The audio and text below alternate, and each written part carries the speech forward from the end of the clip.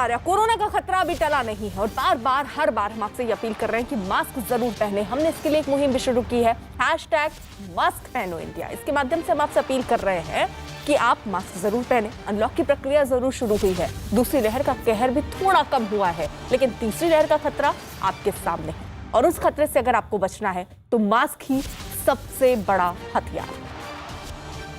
सबसे पहले बात दिल्ली से बड़ी खबर आ रही है। आपको बता दें, आज शाम 4 बजे एनसीपी अध्यक्ष शरद पवार के घर पर एक बैठक होनी है, जिसमें विपक्ष के कई नेताओं के साथ कुछ गैर राजनीतिक लोग भी शामिल होंगे। पवार की अगुवाई में होने वाली इस बैठक में प्रमुख राजनीतिक दलों के नेताओं समेत कई सम्मानित लोगों को भी बुलाया गया है। इस बैठक में टीएमसी के यशवंत सिन्हा, पवन वर्मा, एनसीपी के मजिद मेमन, नेशनल कॉन्फ्रेंस अध्यक्ष फारूक अब्दुल्ला समेत कई ऐसे पत्रकारों और अर्थशास्त्रियों को भी शामिल होने के लिए न्योता दिया गया। कांग्रेस से जुड़े कपिल सिब्बल, विवेक तनखा और मनीष तिवारी को भी इस बैठक के लिए आमंत्रित किया गया, जो कि G23 में भी जुड़े थे, लेकिन ये लोग हिस्सा ले रहे हैं।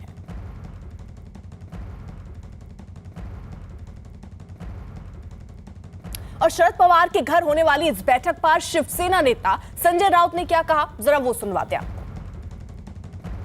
देश के बड़े नेता है, राजनीति में हो, विरोधी दल के हो, अपोजिशन के बहुत बड़े नेता हैं। लोग हमेशा उनसे सलाह मशवरा करते हैं, राजनीति के बारे में हो या और एजुकेशन हो, इकोनॉमी हो, कोऑपरेटिव सेक्टर हो या कृषि हो, लोग उनसे सलाह मशवरा करते हैं।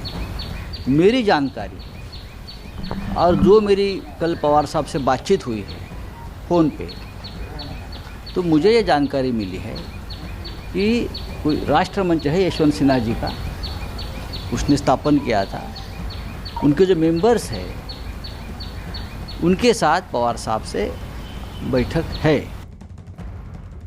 नीरज कुमार हमारे सहयोगी इस वक्त जुड़ चुके हैं और वो शरद पवार के आवास के बाहर इस वक्त मौजूद हैं। नीरज, ये जरा बताइए कि ये बैठक किन लिहाज में बहुत महत्वपूर्ण और इसके क्या मायने ऐसे वक्त पर कई लोगों को बुलाया गया जब?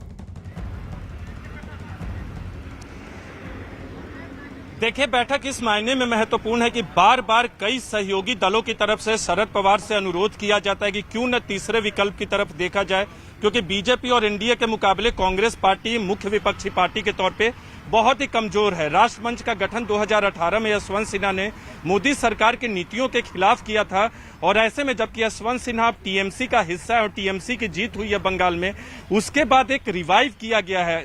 लगभग 1 साल के बाद इस बैठक का आयोजन हो रहा है और शरद पवार का पहली बार इस बैठक में हिस्सा लेना, भले ही राजनीतिक दलों के आधार पर किसी को इस बैठक में नहीं बुलाया गया है, लेकिन राजनीतिक दलों से जुड़े नेता शामिल है। तो ये राष्ट्रमंच जो है आने वाले वक्त में तीसरे विकल्प के लिए एक माध्यम न बने, इस बात से इनकार नहीं किया जा सकता, क्योंकि बार बार शरद पवार भी ये कहते रहे हैं कि उनके सहयोगी उनसे अनुरोध करते हैं कि एक तीसरा विकल्प का गठन हो। खुद शरद पवार इस बारे में कुछ नहीं कहते हैं, लेकिन अगर बाकी पार्टियां इनके साथ आती हैं, बाकी पार्टियां किसी तीसरे मंच पर आती हैं, तो एक विकल्प बिल्कुल बन सकता है। लेकिन आज की जिस बैठक में जो नेता शामिल होंगे उनमें जो 4-5 नाम महत्वपूर्ण है, यशवंत सिन्हा, शरद पवार, माजिद मेमन, इसके अलावा आम आदमी पार्टी से सुशील गुप्ता शामिल होंगे, जयंत चौधरी जो कि आरएलडी के नए अध्यक्ष बनाए गए हैं अजीत सिंह के निधन के बाद, और कुछ कांग्रेस पार्टी के 3 नेताओं को आमंत्रित तो किया गया था लेकिन वो नहीं शामिल हो रहे हैं। 2 लोगों ने शामिल होने से इनकार किया है क्योंकि G23 के वो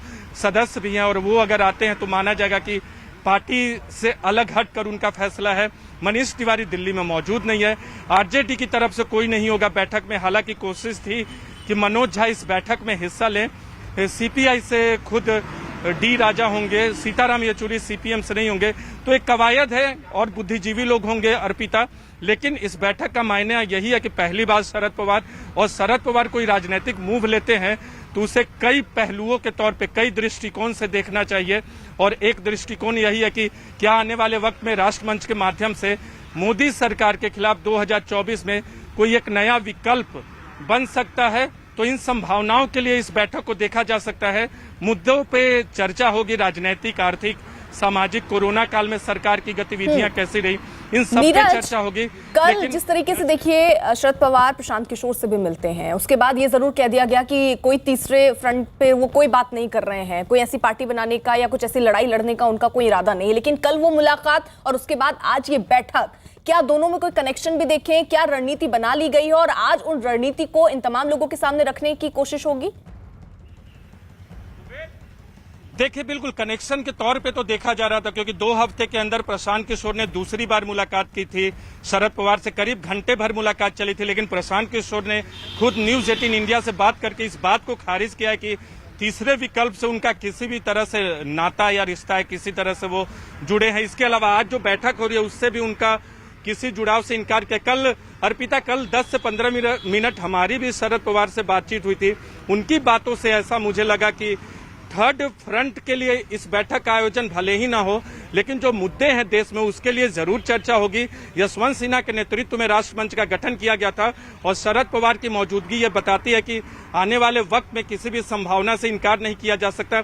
लेकिन खुद शरद पवार भी ये मानते हैं कि अगर कोई भी मोर्चा भविष्य में बनता है तो उसमें तमाम राजनीतिक दलों की सहमति होनी चाहिए, जो विपक्ष के दल हैं। लेकिन आज की बैठक से तो कांग्रेस पार्टी ही दूर है, भले ही कांग्रेस या दूसरी पार्टियों को, राजनीतिक दलों के आधार पर नेताओं को उन पार्टियों से न बुलाया गया हो। ठीक है, आप रहिए जरा सा। देखिए, समाजवादी पार्टी के नेता और राष्ट्रीय मंच के कोऑर्डिनेटर ने पवार के घर होने वाली इस बैठक के बाद क्या कहा, वो भी जरा आपको सुनवा दें। एक सिलसिला राष्ट्रमंच का रहा है कि हमेशा राष्ट्रीय मुद्दों पर तमाम पार्टियों के नेताओं को, जिनकी थॉट लीडरशिप है, जिनकी एक पब्लिक स्टैंडिंग है, जिन्होंने सरकार में भी काम किया है, समाज में भी काम किया है, सबको जुटा करके उन मुद्दों पे बात करते हैं जो राष्ट्र के लिए महत्वपूर्ण है। सिर्फ इसलिए कि वर्तमान सरकार राष्ट्र के लिए महत्वपूर्ण मुद्दों पर काम नहीं कर रही है, काम नहीं करना चाहती है, या और उसके पास उसको लेकर के एक अच्छी सोच या थॉट लीडरशिप नहीं है, इसका अर्थ ये नहीं कि राष्ट्र के मुद्दे गौण हो जाएं। आज भी ये ज़रूरी है कि देश में नेताओं को ये सोचना होगा और देश के लोगों को ये सोचना होगा कि किस तरीके से देश की अर्थव्यवस्था पटरी पे आए, किस तरीके से युवाओं को रोज़गार मिले, किस तरीके से शिक्षा व्यवस्था बेहतर हो, हमारा जो फेडरल स्ट्रक्चर है वो कैसे बेहतर हो, और उसी तरीके से संविधान की मर्यादा कैसी रखी जाए और देश इस महामारी से कैसे लड़े। आज की मीटिंग भी देश के लिए और देश के लोगों को ये बताने के लिए ज़रूरी है कि अगर सरकार के पास विज़न नहीं है तो उससे देश का विज़न ख़त्म नहीं हो जाता। देश के लोगों के पास, देश के उन नेताओं के पास जिन्होंने लगातार देश के लिए काम किया है, एक ठोस विजन है और उस विजन के आधार पर हम 2024 के भारत का निर्माण करेंगे।